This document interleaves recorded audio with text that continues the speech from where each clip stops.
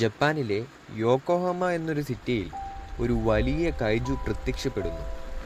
പക്ഷേ മീന ആഷിറയുടെ നേതൃത്വത്തിലുള്ള defence force third division ആ വലിയ മോൺസ്റ്ററെ പരാജയപ്പെടുത്തുന്നു.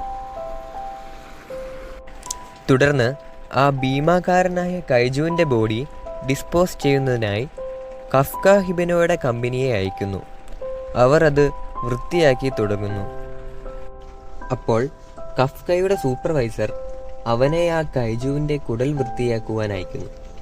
കഫ്കയ്ക്ക് അത് ഒട്ടും ഇഷ്ടമല്ലെങ്കിലും മറ്റു മാർഗമില്ലാത്തതുകൊണ്ട് അവൻ ആ ജോലി ഏറ്റെടുക്കുന്നു. ആ രാത്രി ആ കൈജുവിൻ്റെ കുടലിലെ ഗന്ധം കാരണം കഫ്കയ്ക്ക് ഉറങ്ങാൻ കഴിയുന്നുണ്ടായിരുന്നില്ല. ടി വിയിൽ ഡിഫൻസ് ഫോഴ്സ് തേർഡ് ഡിവിഷൻ്റെ ക്യാപ്റ്റനായ മീന ആഷിറയെക്കുറിച്ചും അവളുടെ പ്രായത്തിനനുസരിച്ച് അവൾ എത്ര കഴിവുള്ളവളാണെന്നും സംസാരിക്കുന്നത് അവൻ കാണുന്നു. അവൻ ചെറുപ്പത്തിൽ അവളുമായി നടത്തിയ ഒരു വാഗ്ദാനത്തെക്കുറിച്ച് അവൻ ഓർക്കുന്നു. പക്ഷേ അവൾ അവനിൽ നിന്നും വളരെ വ്യത്യസ്തയായിരുന്നു. അടുത്ത ദിവസം ജോലി സ്ഥലത്ത് ഡിഫൻസ് ഫോഴ്സിൽ ചേരാൻ ശ്രമിക്കുന്ന ഒരു പുതിയ part timer Leno ഇച്ചിക്കാവയെ Kafka പരിചയപ്പെടുന്നു. കഫ്കയും defence ഫോഴ്സിൽ ചേരാൻ ശ്രമിച്ചിരുന്നുവെന്നും പക്ഷേ ഇപ്പോൾ അവരോടൊപ്പം ക്ലീനിംഗ് ഫോഴ്സിൽ സ്ഥിരമായി ജോലി ചെയ്യുന്നുവെന്നും കഫ്കയുടെ കൂടെയുള്ളയാൾ ലെനോയോട് പറയുന്നു. എന്നാൽ താൻ ഏജ് ഓവർ ആയതുകൊണ്ടും തനിക്ക് ഡിഫൻസ് ഫോഴ്സിൽ ജോലി ചെയ്യാൻ ബുദ്ധിമുട്ട് ഉള്ളതുകൊണ്ടുമാണ് തനിക്ക് ജോലി കിട്ടാത്തത് എന്ന് കഫ്ക വിശദീകരിക്കുന്നു. കൈജുവിൻ്റെ അടുത്തേക്ക് പോകുമ്പോൾ സൂപ്പർവൈസർ ഓരോ ടീമിനും വ്യത്യസ്തമായ ടാസ്കുകൾ നൽകുകയും ലെനോയെ കുടൽ വൃത്തിയാക്കാൻ അയക്കുകയും ചെയ്യുന്നു. എന്നാൽ കുടൽ വൃത്തിയാക്കുന്നതിൽ മിടുക്കനായതിനാൽ സൂപ്പർവൈസർ കഫ്കയെയും ലെനോയുടെ കൂടെ അയക്കുന്നു. കുടൽ വൃത്തിയാക്കിയതിനു ശേഷം ഉച്ചഭക്ഷണം കഴിക്കുവാൻ കഫ്കയും ലെനോയും ബുദ്ധിമുട്ടുന്നു. കഫ്ക ലെനോയ്ക്ക് മൂക്കിൽ വയ്ക്കാൻ നോസ് പ്ലഗുകൾ നൽകുന്നു. ജോലി കഴിഞ്ഞ് തൻ്റെ ആദ്യ ദിവസം തന്നെ സഹായിച്ചതിൽ ലെനോ കഫ്കയ്ക്ക് നന്ദി പറയുകയും ഡിഫൻസ് ഫോഴ്സ് അവരുടെ ഏജ് ലിമിറ്റ് 33 ഉയർത്തിയതായി അറിയിക്കുകയും ചെയ്യുന്നു. എന്നാൽ ഒരു ചെറിയ കൈജു അവിടെ പ്രത്യക്ഷപ്പെടുന്നു. എന്നിരുന്നാലും കഫ്ക ലെനോയെ ആ കൈജുവിൻ്റെ കയ്യിൽ നിന്ന് രക്ഷിക്കുന്നു.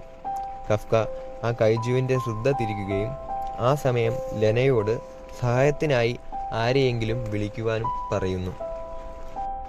മീനയോടൊപ്പമുള്ള തൻ്റെ കുട്ടിക്കാലത്തെക്കുറിച്ചും കൈജുവിനെ പരാജയപ്പെടുത്തുവാൻ അവർ രണ്ടുപേരും എങ്ങനെ പ്രതിരോധ സേനയിൽ ചേരാൻ തീരുമാനിക്കുന്നുവെന്നും കഫ്ക വീണ്ടും ഓർക്കുന്നു. നിമിഷങ്ങൾക്ക് ശേഷം ആ കൈജു കഫ്കയെ എളുപ്പത്തിൽ കീഴടക്കുകയും അവനെ ഭക്ഷിക്കാൻ പോകുകയും ചെയ്യുന്നു. ലെനോ മടങ്ങിയെത്തി ഒരു ട്രാഫിക് സൈൻ ഉപയോഗിച്ച് അതിനെ ആക്രമിക്കുന്നു. താൻ അലേർട്ട് അയച്ചുവെന്നും ഒളിച്ചോടിയാൽ തനിക്കൊരിക്കലും പ്രതിരോധ സേനയിൽ ചേരാനാകില്ലെന്നും ലെനോ വിശദീകരിക്കുന്നു. കൈജു ലെനോയെ കഴിക്കാൻ പോകുമ്പോൾ മീനയും തേർഡ് യൂണിറ്റും എത്തി ആ കൈജുയെ എളുപ്പത്തിൽ കൊല്ലുകയും കൂടുതൽ കൈജുകൾക്കായി ആ പ്രദേശത്ത് പരിശോധന നടത്തുകയും ചെയ്യുന്നു. പിന്നീട് മിനാമി ജനറൽ ഹോസ്പിറ്റലിൽ വെച്ച് ലെനോ കഫ്കയോട് തന്നെ രക്ഷിച്ചില്ലെങ്കിൽ താൻ മരിക്കുമായിരുന്നുവെന്നും പ്രതിരോധ സേനയ്ക്ക് വേണ്ടി ശ്രമിക്കണമെന്നും പറയുന്നു. കഫ്ക അത് സ്വീകരിക്കുകയും ഡിഫൻസ് ഫോഴ്സിൽ ചേരാൻ തീരുമാനിക്കുകയും ചെയ്യുന്നു. എന്നാൽ തൻ്റെ മുകളിൽ പറക്കുന്ന ഒരു ചെറിയ കൈജുവിനെ കഫ്ക കാണുന്നു.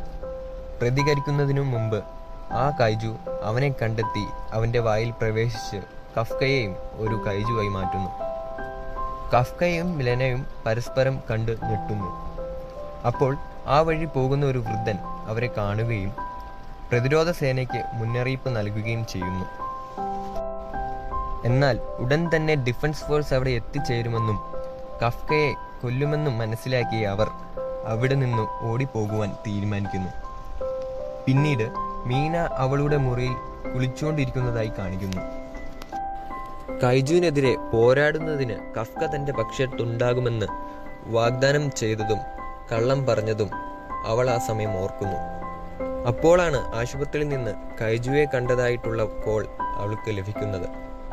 അവൾ അപ്പോൾ തന്നെ അവളുടെ ടീമിനെ അയക്കാമെന്ന് സമ്മതിക്കുകയും ചെയ്യുന്നു. ഇവിടെ ആദ്യത്തെ എപ്പിസോഡ് അവസാനിക്കുന്നു.